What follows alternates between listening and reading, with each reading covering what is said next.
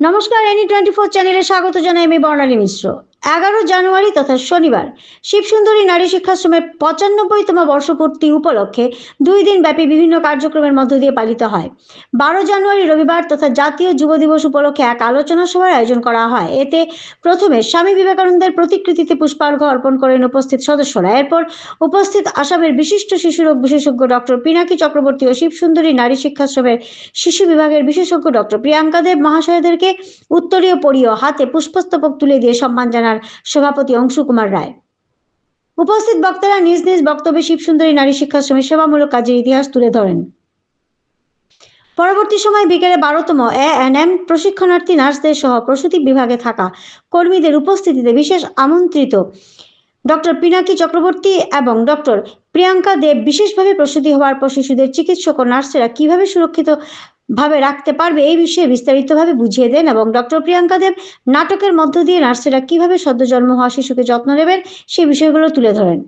এই দিন অন্যান্যদের মধ্যে উপস্থিত ছিলেন সম্পাদক ডক্টর রাজদীপ রায়, সহসভাপতি শিবানী ধর, কার্যকরী সদস্য রীতা দেব, কোষাধ্যক্ষ শশাঙ্ক শেখর ধর সহ অন্যান্যরা। অনুষ্ঠানের সমাপ্তি ঘটে সম্পাদক ডক্টর রাজদীপ রায়ের ধন্যবাদসূচক বক্তব্যের মাধ্যমে। আপনারা আরো খবর পেতে হলে আমাদের চ্যানেলকে সাবস্ক্রাইব করুন এবং ফেসবুক পেজকে ফলো করে পাশে থাকুন। Good evening each and everyone.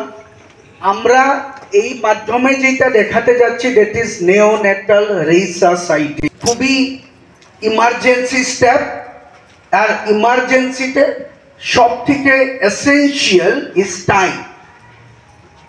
রিসাসাইটেশন আপনার কোভিডের সময় সবাই জানতে পেরেছেন, নিউবর্নের ক্ষেত্রে, হার্ট অ্যাটাকের ক্ষেত্রে, রাস্তায় যদি একটা অ্যাক্সিডেন্ট হয় তখন how to get the patient immediately stabilized. কেননা এখানে যেটা ডক্টর প্রিয়ঙ্কা দেখিয়েছে that baby মার যখন ইউটেরাসে ছিল, when in utero, for my NM staffs will be little bit comfortable with English, so baby was not breathing.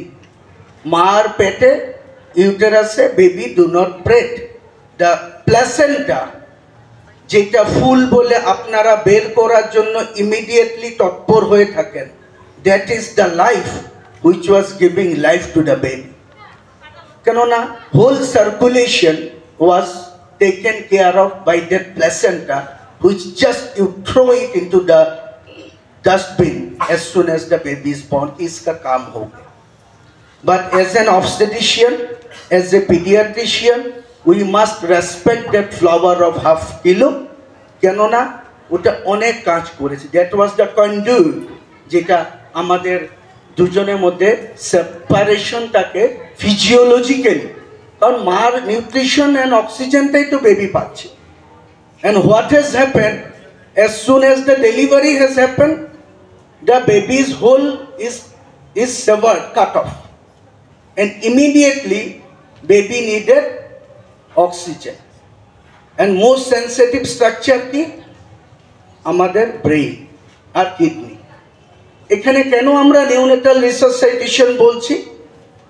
India the highest cause of neonatal mortality, নবজাত মৃত্যুর হার বা under 5 mortality, for which the government of India is answerable and the whole system is answerable, because I am taking care of the NICU of the whole medical college and looking after this.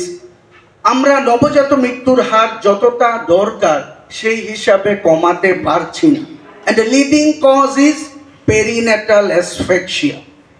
জন্মের পর baby is not given the adequate oxygen যতটা দরকার ব্রেইনের।